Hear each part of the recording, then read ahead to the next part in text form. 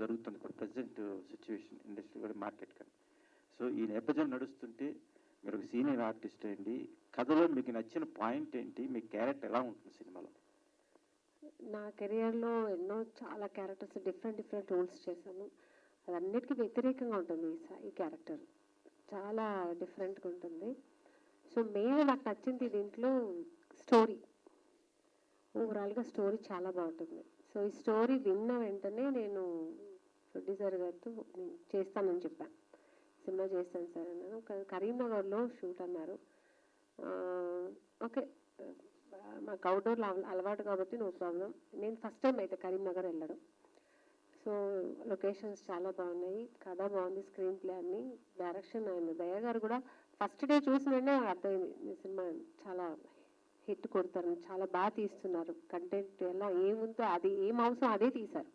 ఏదో తీసేసి ఎలా అవసరం లేదని తీస్తే అలా అంతా కాకుండా ఎంత అవసరమో దేనికి ఆ సినిమా మా షార్ట్కి ఏం అవసరం అదే తీశారు.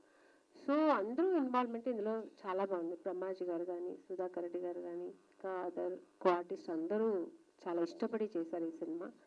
సో బాగుంది సినిమా. ఎందుకంటే కమర్షియల్ మీరు చెప్పినట్టు చాలా సినిమాలు చేస్తాం, డబ్బుల కోసం చేసే సినిమాలు కూడా ఉన్నాయి, కథ ఎలా ఉన్నా కూడా పర్లేదని చేసే సినిమాలు ఉన్నాయి.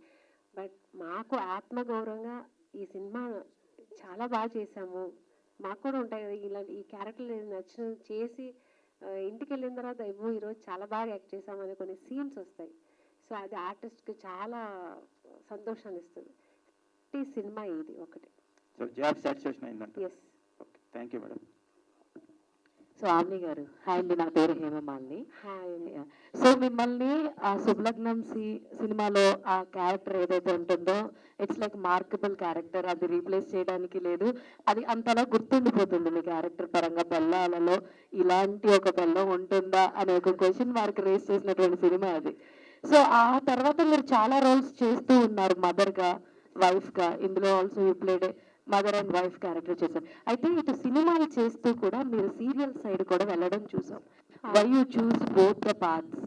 ఎందుకంటే చాలా మంది సీనియర్ ఆర్టిస్టులు కానీ, ఒకప్పటి గ్రేట్ హీరోయిన్స్ కానీ ఒక ఎరా అయిపోయిన తర్వాత దే విల్ చూస్ సీరియల్స్, మళ్ళీ ఇది ఆపడం లేదా అదే చూస్ చేసుకోవడం. మీరు బోత్ బ్యాలెన్స్ చేస్తున్నారు. What you feel?